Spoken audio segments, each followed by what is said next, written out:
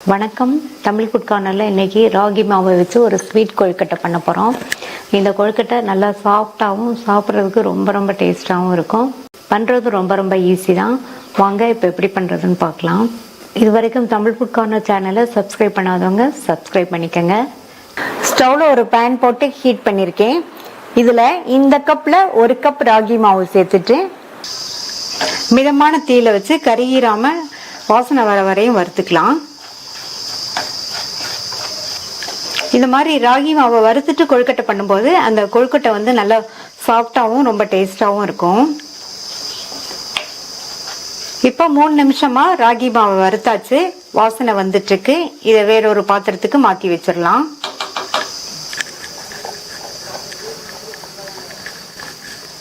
அடுத்து அதே கடாயிலேயே ராகி மாவு எடுத்த கப்லேயே அரை கப் அளவுக்கு கெட்டியான அவல் சேர்க்கிறேன். இதையும் மிதமான தீயில வச்சு ஒரு 2 நிமிஷத்துக்கு வறுத்துக்கலாம். இதை மாதிரி அவளை வறுத்துட்டோம்னா மிக்சியில நல்லா ஈஸியா அரைவட்டுரும். ராகி மாவோட அவல் பவுடரை சேர்த்து நம்ம கொழுக்கட்டை பண்ணும்போது டிஃபரெண்டான டேஸ்ட்ல ரொம்ப நல்லா இருக்கும். இப்ப 2 நிமிஷமா அவளை வறுத்தாச்சு. இது ஆறுனதுக்கு அப்புறமா மிக்சி ஜார்ல சேர்த்துக்கலாம். அதே பேன்லயே 1 டீஸ்பூன் நெய் சேர்க்கிறேன். நெய் உருகினதும் மாவு எடுத்த கப்லேயே அரை கப் அளவுக்கு தேங்காய் துருவலை சேர்த்துட்டு நல்லா வாசனை வர வரையும் வதக்கிக்கங்க. இந்த மாதிரி தேங்காய் துருவலையும் நெய்ல நம்ம வதக்குறதுனால கொழுக்கட்டை வந்து கூடுதல் சுவையோட ரொம்ப நல்லா இருக்கும். தேங்காய் துருவலுக்கு பதில் நீங்க தேங்காவை சின்ன சின்ன பீசஸா கட் பண்ணி சேர்த்தும் வதக்கிக்கலாம். அதுவும் நல்லா இருக்கும். தேங்காய் துருவல் நெய்ல வதங்கி நல்ல ஒரு வாசனை வந்துடுச்சு. அதனுடைய கலரும் லைட்டா சேஞ்ச் ஆயிருக்கு. இதை தனியா எடுத்து வச்சுக்கலாம். வறுத்த அவல் ஆறுனதுக்கு அப்புறமா மிக்சி ஜார்ல சேர்த்திருக்கேன். இதை நைஸ் பவுடரா அரைச்சிட்டு வந்துடலாம். இந்த ராகி மாவோட பவுடர் பண்ண அவல், வதக்கி வச்ச தேங்காய் துருவல், 2 பிஞ்ச் சால்ட், அரை டீஸ்பூன் ஏலக்காய் பவுடர் எல்லாத்தையும் நல்லா ஒன்னா மிக்ஸ் பண்ணிடலாம். வெள்ளக்கரைசல் ரெடி பண்றதுக்கு இந்த பேன்ல ராகி மாவு எடுத்த கப்ல 3/4 கப் அளவுக்கு பொடித்த வெல்லம் சேர்க்கிறேன். நம்ம எடுத்த ராகி மாவுக்கு 3/4 கப் அளவு வெல்லம் சரியா இருக்கும். நீங்க வந்து உங்களுடைய சுவைக்கு தகுந்தபடி சேர்த்துக்கங்க. இது கூட 1/3 கப் அளவுக்கு தண்ணி சேர்த்து இந்த வெல்லத்தை நல்லா கரைய விட்டுறலாம். கரைஞ்சா மட்டும் போதும், பாகுபதம் எதுவும் பார்க்க வேண்டியதில்லை. இப்ப வெல்லம் நல்லா கரைஞ்சிருச்சு. ஸ்டவ் ஆஃப் பண்ணிட்டு இதை அப்படியே ஒரு 2 நிமிஷத்துக்கு மட்டும் விட்டுருங்க. இப்ப 2 நிமிஷம் ஆச்சு. ஒரு வடிகட்டியில இந்த வெள்ளக்கரைசலை கொஞ்சம் கொஞ்சமா வடிகட்டி சேர்த்துக்கலாம். இப்ப நல்லா ஒரு தடவை மிக்ஸ் பண்ணி விட்டுட்டு மறுபடியும் கொஞ்சம் சேர்த்துக்கலாம்.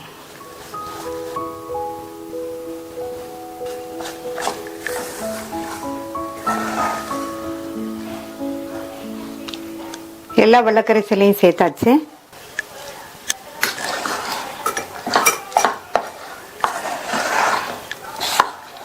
இப்ப நல்லா மிக்ஸ் பண்ணியாச்சு. இது நல்லா ஆறட்டும். இப்ப நல்லா ஆறிடுச்சு. கையில கொஞ்சமா நெய்யை அப்ளை பண்ணிட்டு இதுல இருந்து கொஞ்சம் கொஞ்சமா எடுத்து நம்ம பிடி கொழுக்கட்டை மாதிரி பண்ண போறோம். இதே மாதிரி எல்லாத்தையும் கொழுக்கட்டைகளா பிடிச்சு வச்சிடலாம்.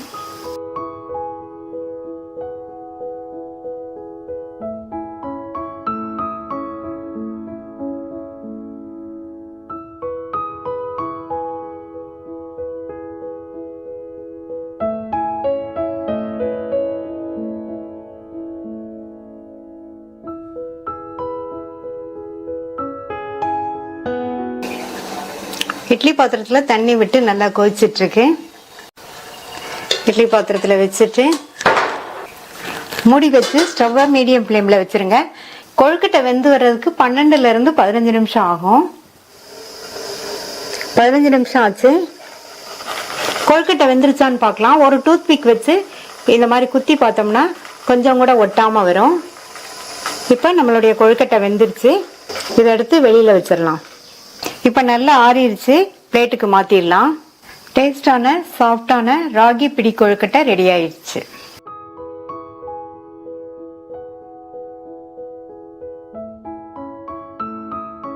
ராகி புட்டு பண்ண போறோம். இந்த புட்டு நல்லா சாஃப்டா சாப்பிட்றதுக்கு ரொம்ப டேஸ்டா இருக்கும். இந்த கப்பில் 1 கப் ராகி மாவு எடுத்திருக்கேன். அதை இந்த பாத்திரத்தில் சேர்த்துட்டு இது கூட கொஞ்சமாக உப்பு சேர்த்துக்கலாம். 1/4 டீஸ்பூனில் பாதி எடுத்திருக்கேன் உப்பு. சேர்த்துட்டு நல்லா ஒன்றா கலந்து விட்டுறணும். இந்த மாவில் தண்ணி கொஞ்சம் கொஞ்சமாக தெளித்து தெளித்து பிசறணும். நார்மல் வாட்டர் தான் வச்சுருக்கேன்.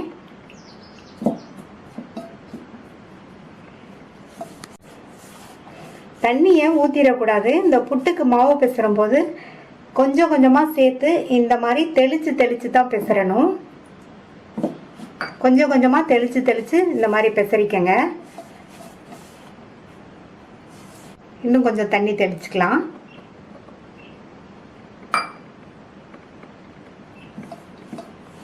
மாவு ரொம்ப ட்ரையாக இருந்ததுன்னா புட்டு சரியாக வேகாமல் புட்டு சாப்பிடும்போது வரவரன்னு இருக்கும். ரொம்ப தண்ணி சேர்த்து பிசறிட்டோம்னா புட்டு உதிர் உதிராக இல்லாமல் களியாட்டம் ஆயிரும். அளவான தண்ணி விட்டு பிசறிட்டோம்னா நல்ல உதிர் உதிராகவும் இருக்கும், சாப்பிட்றதுக்கு நல்ல சாஃப்டாகவும் இருக்கும். இந்த மாதிரி பிசறும்போது அடியில் இருக்க மாவையும் சேர்த்து இந்த மாதிரி கட்டிகள் இருந்தால் இந்த மாதிரி பிசறும் போதே உதுத்து உதுத்து விட்டு நம்ம பிசறிக்கணும். இப்போ தண்ணி தெளித்து தெளித்து பிசறியாச்சு. கரெக்டான பக்குவத்தில் இருக்குது. கையில் எடுத்தோம்னா இந்த மாதிரி கொழுக்கட்டை மாதிரி பிடிக்க வரணும். இந்த மாதிரி உதுத்து விட்டோம்னா நல்லா உதுந்துடணும். இதில் இடையில சின்ன சின்ன கட்டிகள் இருக்குது பார்த்தீங்களா, அதை மட்டும் இந்த மாதிரி எடுத்து எடுத்து உடச்சி விட்டுறணும். மாவு ரொம்ப ட்ரையாகவும் இல்லாமல் ரொம்ப சொத சொதன்னு இல்லாமல் இந்த மாதிரி இருக்கணும். இப்போ இந்த புட்டை வேக வச்சிடலாம். இட்லி பாத்திரத்தில் தண்ணி விட்டு நல்லா கொதிச்சிட்ருக்கு. இந்த மாதிரி நல்லா கொதிச்சதுக்கப்புறம் தான் நம்ம புட்டை வேக வைக்கணும். இட்லி தட்டில் ஒரு காட்டன் துணி போட்டிருக்கேன். இதில் நம்ம பெசரி வச்ச மாவை இந்த மாதிரி தூவி விட்டுறணும். ஒரே இடத்துல விடாமல் இந்த மாதிரி தூவி தூவி விட்டுறணும்.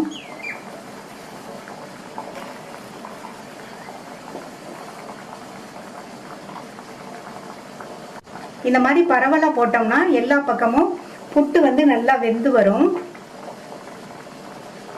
இப்போ மூடி போட்டு ஸ்டவ்வை மீடியம் ஃப்ளேமில் வச்சுருங்க. நீங்கள் புட்டு வேகும்போது ஸ்டவ்வை மீடியம் ஃப்ளேமில் தான் வைக்கணும். ஹை ஃப்ளேமில் வச்சிங்கன்னா வேகமாக தண்ணி வற்றிடும். புட்டு வெந்து வர்றதுக்கு 15லேருந்து 20 நிமிஷம் ஆகும். வேகட்டும். இப்போ 18 நிமிஷம் ஆச்சு. புட்டு நல்லா வெந்துருச்சு. இந்த மாதிரி எடுத்து லைட்டாக இப்படி திரிச்சு பார்த்தோம்னா இந்த மாதிரி திரிக்க வரும். இப்போ இதை எடுத்து பாத்திரத்தில் கொட்டிடலாம். புட்டை இந்த பாத்திரத்துக்கு மாற்றி வச்சாச்சு. கொஞ்சமாக துணியில் ஒட்டியிருந்தால் அதையும் எடுத்துருங்க. இதில் தேங்காய் துருவல் சேர்த்துக்கலாம். 4 டேபிள் ஸ்பூன் தேங்காய் துருவல் சேர்க்குறேன். 4 டேபிள் ஸ்பூன் தேங்காய் துருவல் சேர்த்துருக்கேன். தேங்காய் துருவல் சேர்த்தா தான் புட்டு நல்லாயிருக்கும். நீங்கள் உங்களுக்கு தேவைக்கு தகுந்தபடி சேர்த்துக்கங்க. இப்போ இதில் நாட்டு சர்க்கரை சேர்த்துக்கலாம். நாட்டு சர்க்கரையும் உங்கள் ஸ்வீட்னஸ்க்கு தகுந்தபடி சேர்த்துக்கங்க. நான் இந்த ஸ்பூனில் 3 ஸ்பூன் நாட்டு சர்க்கரை சேர்த்துருக்கேன். நீங்கள் உங்கள் சுவைக்கு தகுந்தபடி சேர்த்துக்கங்க.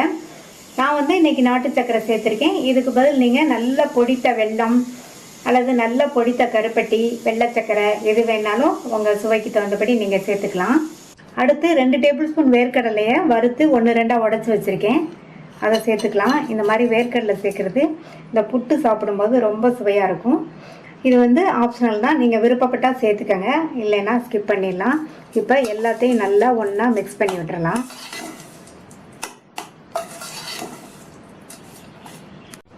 நல்லா கலந்து விட்டாச்சு. சுவையான சத்தான ராகி புட்டு ரெடி ஆயிடுச்சு.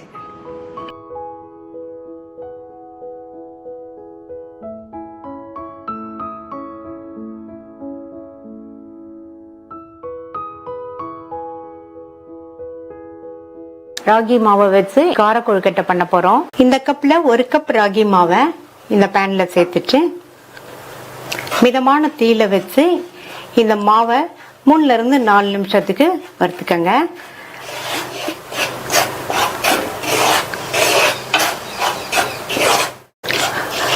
மிதமான தீயில வச்சு 4 நிமிஷமா வறுத்து வாசனை வந்துட்டு இருக்கு.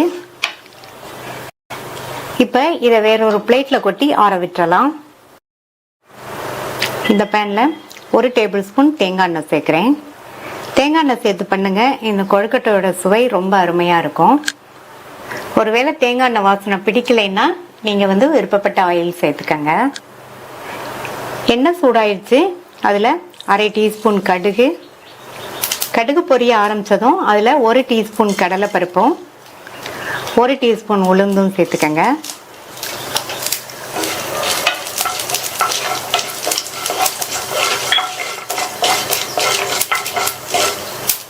இப்போ பருப்போட கலர்லாம் பொன்னிறமாக வந்துருச்சு. இதில் 2 பச்சை மிளகாவை குட்டி குட்டியாக கட் பண்ணி சேர்க்குறேன். கூடவே கருவேப்பிலையிலையும் கட் பண்ணி சேர்த்துக்கங்க.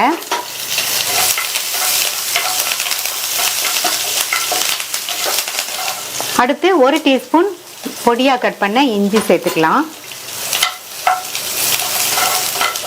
இந்த மாதிரி கருவேப்பிலை, இஞ்சி, பச்சை மிளகாய் எல்லாத்தையுமே கொஞ்சம் கூடுதலாக சேர்த்துட்டிங்கன்னா இந்த கொழுக்கட்டை சாப்பிடும்போது டேஸ்ட் ரொம்ப நல்லா இருக்கும். அடுத்து அரை டீஸ்பூன் பெருங்காய பவுடர் சேர்க்குறேன். பெருங்காய பவுடருமே கூட கொஞ்சம் சேர்த்துக்கங்க. இப்போ எல்லாத்தையும் நல்லா வதக்கி விட்டாச்சு. இந்த கப்பில் 1 கப் ராகி மாவு எடுத்தோம். அதே கப்லேயே 1.5 கப் தண்ணி சேர்க்குறேன். அடுத்து இதுக்கு தேவையான அளவு உப்பு சேர்த்துட்டு நல்லா ஒரு தடவை கலந்து விட்டுருங்க.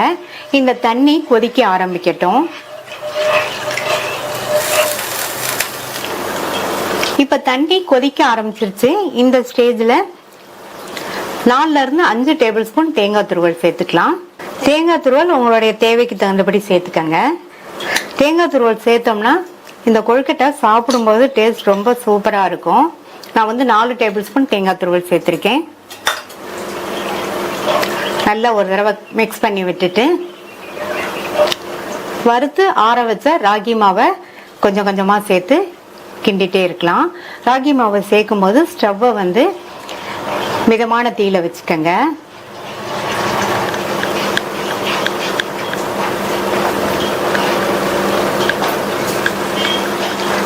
நம்ம சேர்த்த மாவையெல்லாம் தண்ணி ஓரளவு நல்லாவே இழுத்துருச்சு. ஒரு 2 நிமிஷத்துக்கு சிம்லேயே வச்சு கிண்டி கொடுத்துட்டே இருங்க. இப்போ 2 நிமிஷம் ஆச்சு. ஸ்டவ்வை ஆஃப் பண்ணிட்டு ஒரு மூடி போட்டு மூடி வச்சிருங்க. இந்த மாவு கை பொறுக்கிற சூடு வர வரைக்கும் இருக்கட்டும். இந்த மாதிரி மூடி வச்சிட்டோம்னா மாவு இன்னுமே நல்லா சாஃப்ட் ஆயிரும். இப்போ மாவு கை பொறுக்கிற அளவு சூடு இருக்கு. இப்போ எல்லாத்தையும் நல்லா ஒன்று சேர்த்து பிசைஞ்சிருங்க.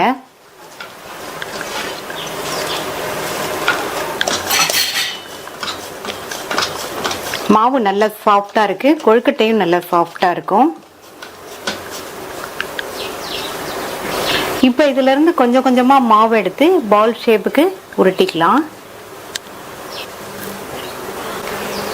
இந்த இட்லி பிளேட்ல கொஞ்சமா ஆயில் அப்ளை பண்ணி வச்சிருக்கேன். நம்ம உருட்டி உருட்டி இந்த இட்லி பிளேட்ல வச்சிடலாம்.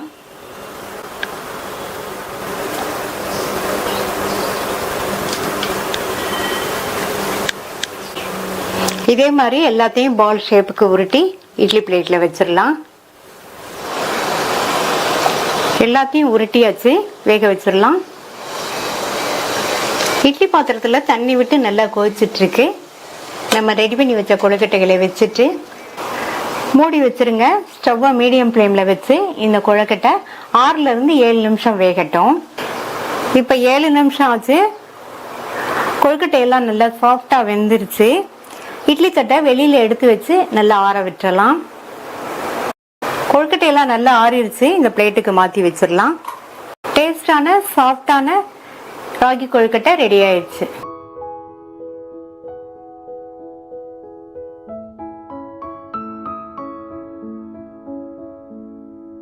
ராகி சேமியா வெஜிடபிள் உப்மா பண்ண போறோம். இந்த மிக்சிங் பவுல்ல 1.5 லிட்டர் தண்ணி சேர்த்துக்கலாம்.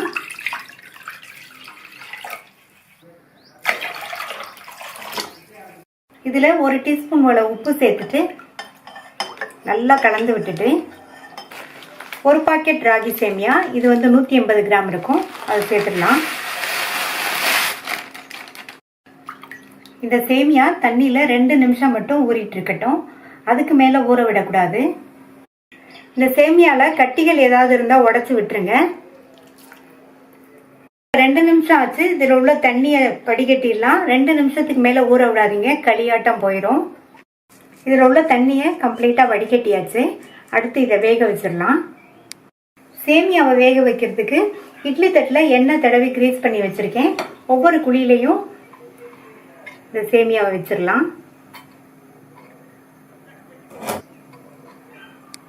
சேமியா வைக்கும்போது அமுக்கி வைக்கக்கூடாது, இந்த மாதிரி உதிரு உதிரா இருக்கிற மாதிரி வச்சுக்கோங்க.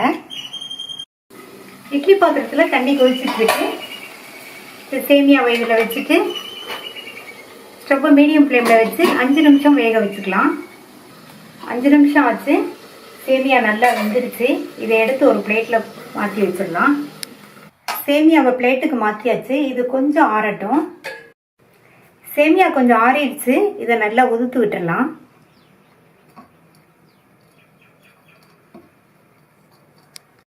நல்லா இந்த மாதிரி உதுத்து விட்டுட்டு அதில் 1 டீஸ்பூன் போல் எண்ணெய் சேர்த்துட்டு இந்த மாதிரி நல்லா மிக்ஸ் பண்ணி விட்டணும். அப்போ தான் சேமியா வந்து ஒன்றோட ஒன்று ஒட்டாமல் நல்லா உதிரு உதிராக இருக்கும். கடாயில் 1 டேபிள் ஸ்பூன் எண்ணெய் விட்டு சூடாயிடுச்சு. அதில் 1/2 டீஸ்பூன் கடுகு, 1 டீஸ்பூன் கடலைப்பருப்பு, 1 டீஸ்பூன் உளுந்தம்பருப்பு, அது கூட 4-5 முந்திரி. பருப்போட கலர் லைட்டாக மாறிட்டு வருது. 3 கீரனை பச்சை மிளகாய் சேர்த்துக்கலாம். நீங்கள் உங்கள் காரத்துக்கு தகுந்தபடி சேர்த்துக்கங்க. அடுத்து கறிவேப்பிலை,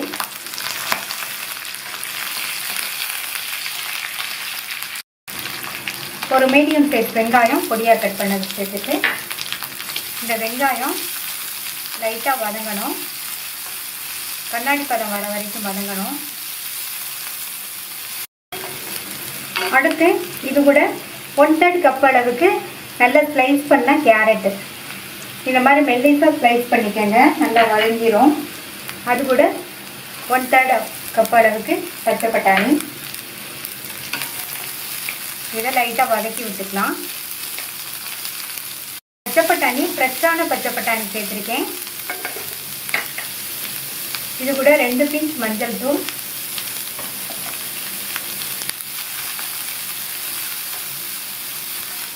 லைட்டாக வதக்கி விட்டுட்டு இந்த காய்க்கு மட்டும் தேவையான அளவு உப்பு சேர்த்துக்கலாம். அது கூட கொஞ்சமாக தண்ணி தெளிச்சுக்கலாம். 2 ஸ்பூன் அளவுக்கு தண்ணி தெளிச்சிருக்கேன். தண்ணி தெளிச்சுட்டு மூடி போட்டலாம். இந்த காயெல்லாம் நல்லா சாஃப்டாக வெந்து வரட்டும். இப்போ காயெல்லாம் நல்லா வெந்துருச்சு, சாஃப்டாக இருக்குது. சேமியாவை இதில் சேர்த்துடலாம். ஸ்டவ்வை சிம்மில் வச்சுட்டு சேர்த்துக்கங்க. ஏற்கனவே காய் வதக்கும் போது உப்பு சேர்த்தோம். இப்போ இந்த சேமியாவுக்கு மட்டும் 1/4 டீஸ்பூன் போல உப்பு சேர்த்துக்கலாம். உப்பு சேர்த்துட்டு எல்லாத்தையும் நல்லா ஒன்றா மிக்ஸ் ஆகிற மாதிரி கலந்து விட்டுக்கணும்.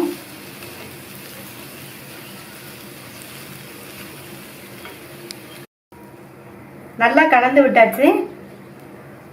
மூடி போட்டு சிம்லையே 2-3 நிமிஷம் இந்த சேமியா வெஜிடபிள்ஸ் எல்லாம் வெந்துட்டு இருக்கட்டும். சிம்லேயே வச்சு 2-3 நிமிஷம் ஆச்சு. சேமியா வெஜிடபிள்ஸ் எல்லாம் ஒன்று சேர்ந்து வெந்து ராகி சேமியா ரெடி ஆயிடுச்சு. இப்போ ஸ்டவ் ஆஃப் பண்ணிடலாம். இது கூட 1 டீஸ்பூன் லெமன் ஜூஸ் சேர்த்துடலாம். லெமன் ஜூஸ் வந்து ஆப்ஷனல் தான், நீங்கள் விருப்பப்பட்டால் சேர்த்துக்கங்க, இல்லைன்னா ஸ்கிப் பண்ணிடலாம். லெமன் ஜூஸ் சேர்த்து நல்லா ஒரு தடவை மிக்ஸ் பண்ணி விட்டுடலாம். டேஸ்டான ஈஸியாக பண்ணக்கூடிய வெஜிடபிள் ராகி சேமியா உப்புமா ரெடி ஆயிடுச்சு.